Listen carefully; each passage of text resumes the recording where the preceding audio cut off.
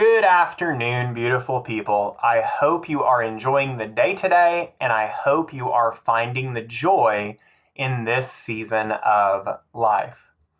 Okay, I know I've been telling you for a while that I was going to explain why I had this print of this plane engine in my study back behind me. And I thought to do that, I wanted to give you some information about the engine itself. But I know nothing about planes. And I thought to myself, I have someone in my back pocket who does. Bill Johnmeyer is an aviation expert, and we go to church with him. And so I gave him a call just to ask him some information about the engine, and it was such an amazing call. And we got to talking about the spiritual context of aviation and the spiritual life. And I thought, Bill, rather than just having this information from you, could I interview you and get on camera a lot of these things that we're talking about? He graciously accepted, and so that's what we're going to be talking about today. Now, for those of you who don't know Bill, let me just give you some information about his life. Bill began his military career in the Air Force Reserves with the 442, soon after winning the East Army Division Championship as a marksman shooting the M1 Garand. In 1977, he was flying a Saudi Arabian plane into the Cairo, Egypt airport and was thrown in jail even though he had the proper permits because they didn't like the fact that he was flying a Saudi Arabian plane. Bill used a ballpoint pen to escape the jail and convince a lineman, the guy that puts the gas in your plane tank, convinced a lineman to fill up his tank so he could escape, and he did. In 1969, Bill became the chief pilot at the Springfield Downtown Airport, and in 1979, he became the manager of that airport.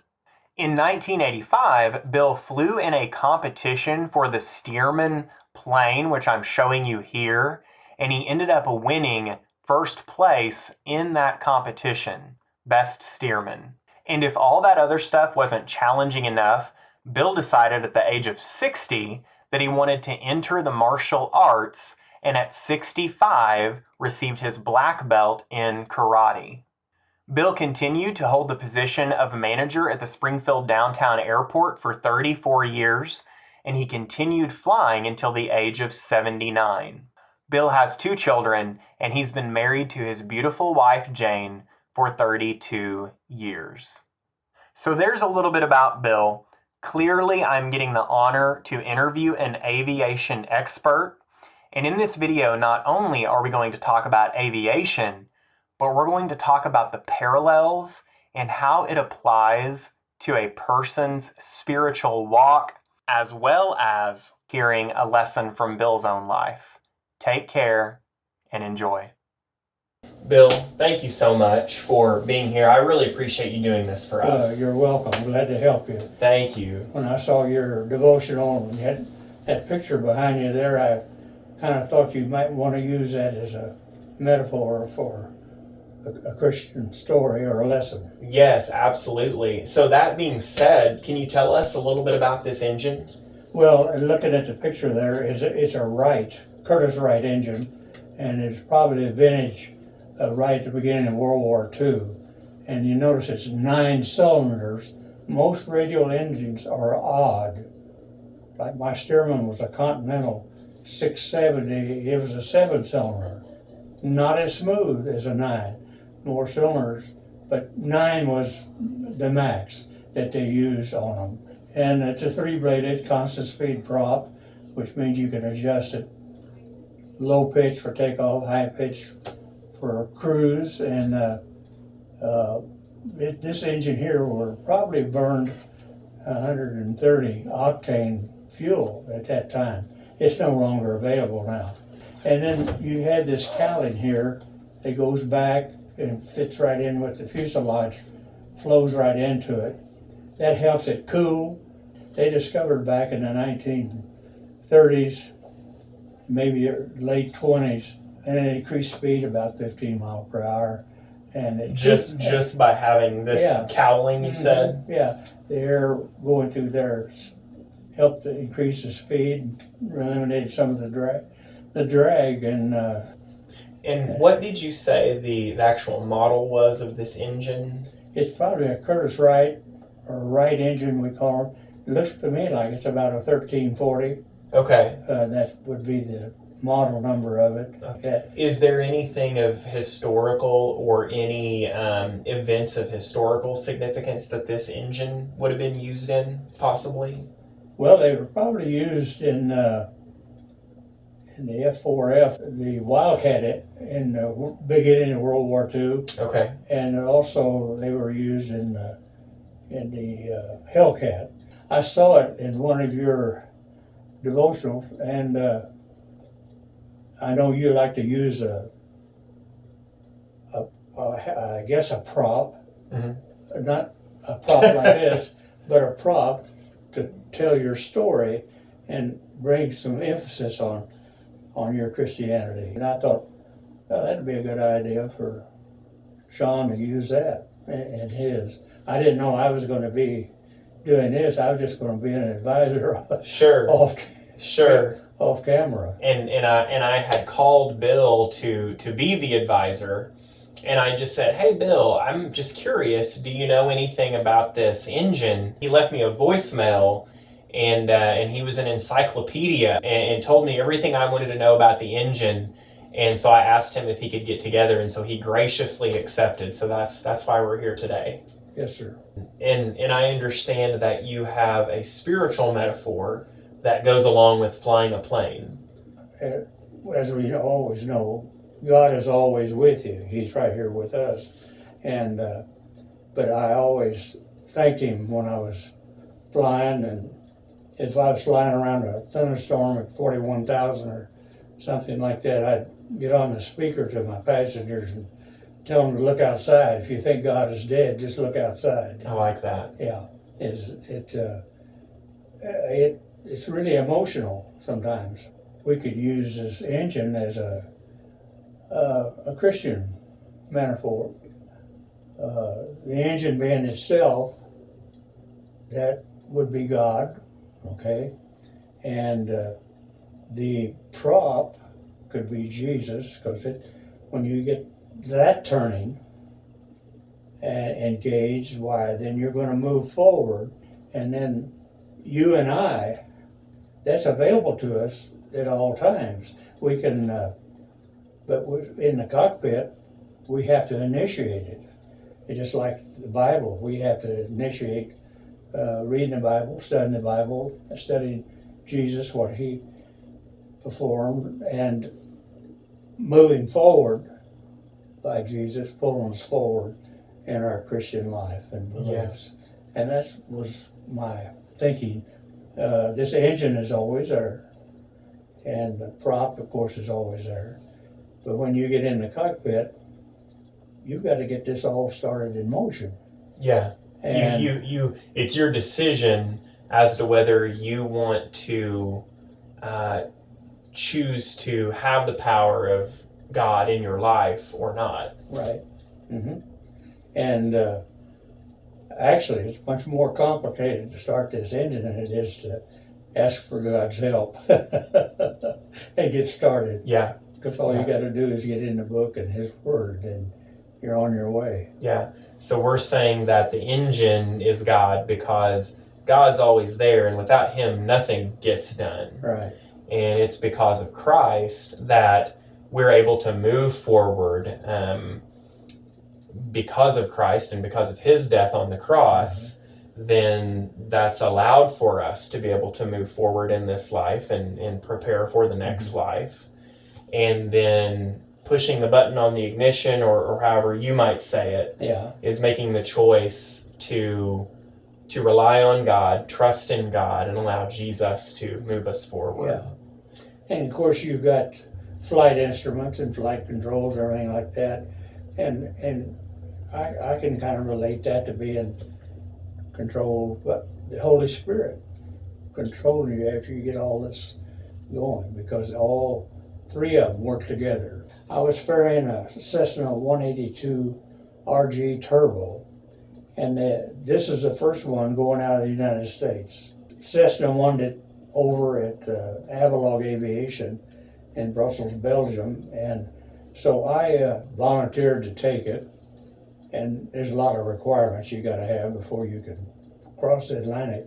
I got about halfway over, and it was the wrong time of the year to go. It was in March, and I was on instruments in the clouds.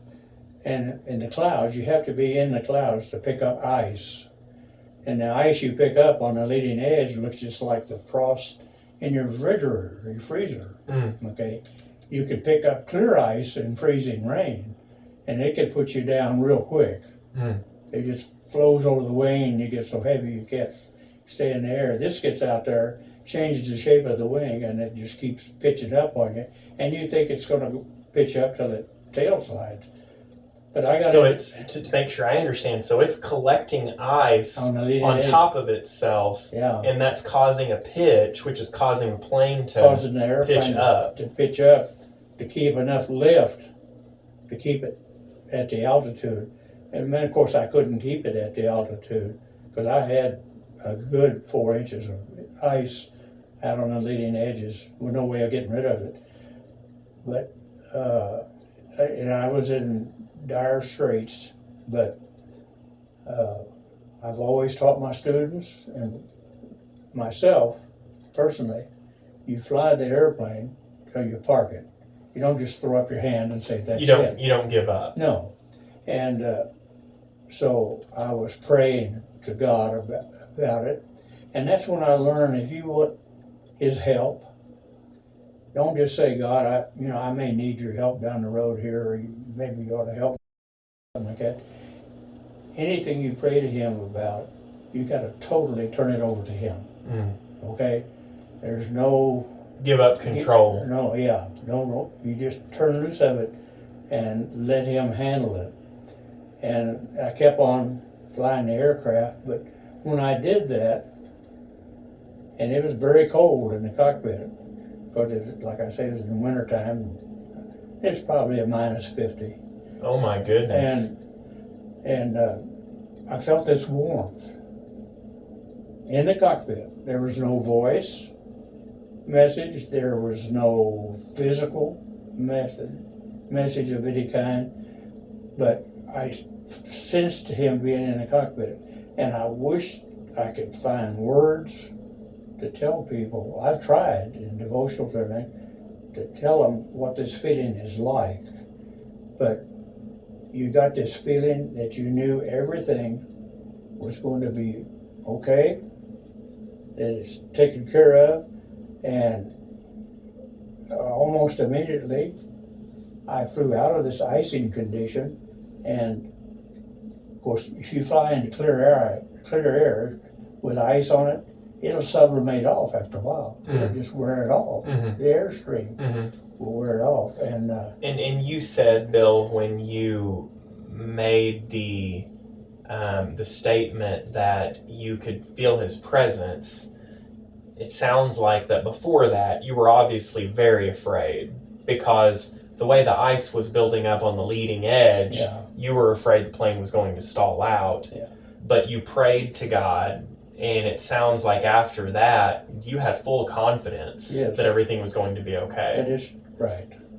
Before that, I was thinking, well, I could let down and maybe get underneath the icing conditions. Clouds don't always go right to the water. I was over the North Atlantic, and then I got to thinking about the iceberg sticking up 500 feet. That wasn't an option, and I couldn't climb out of it because, and from running 150 knots airspeed, I was down to less than 100 with all that weight. Wow. So but that warmth and feeling, it's just tremendous. I can't describe it, but I wish I could. And Bill, you may have said, and I might have missed it, you said you were over the North Atlantic. Whereabouts were you? Just about the tip of Greenland. Okay. Yeah. About halfway to, I was on my way to Reykjavik, Iceland. Okay. And like I say, he's always been with me. Yeah. Everything happens for a reason, and like I say, he's always taken care of it. And this same aircraft, after the icing incident and everything, landed in Reykjavik. How long? So going back to that, so you have the icing on the wings. You can look out and see it on the wings. You're afraid that this thing might stall out. Yeah. You pray to God and you feel His presence, and you have the confidence that everything is going to be okay. How long after that were you able to look out and see that the ice was melting off the wings and everything was going to be okay? I still had some of the ice when I got to Reykjavik. Okay, Yeah. and how long of a flight are we talking? Okay, we're talking about on that leg, 14 hours. 14 hours. Yeah. So your hands were tightly gripping the wheel. No, I don't know, remember that or not. Okay.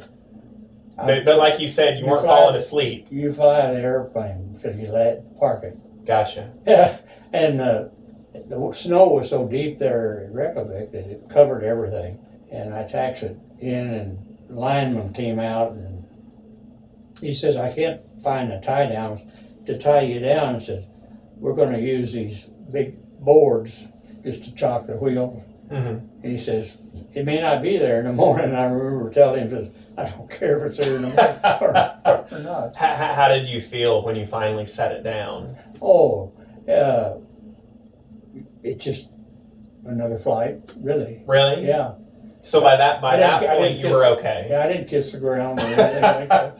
Okay. But I appreciate doing this. I done it strictly for your benefit. I didn't know I was going to be in it. Yeah. And I wanted to help you because I so much appreciate your efforts. It just totally blows my mind that you can do the whole Sunday morning, Wednesday night, whatever, and never look at a note. I mean, that's work. Thank you, sir. When you get my age, you really appreciate memory. Sure, right. Sure. Yeah. Thank you so much for taking the time to not only give us the information that you gave us today, but also just for the life lesson and the spiritual applications, brother. I want you to know I really appreciate that. Thank you, sir. More than welcome. I admire the work that you do, and I just wanted to help you. Thank you. Okay.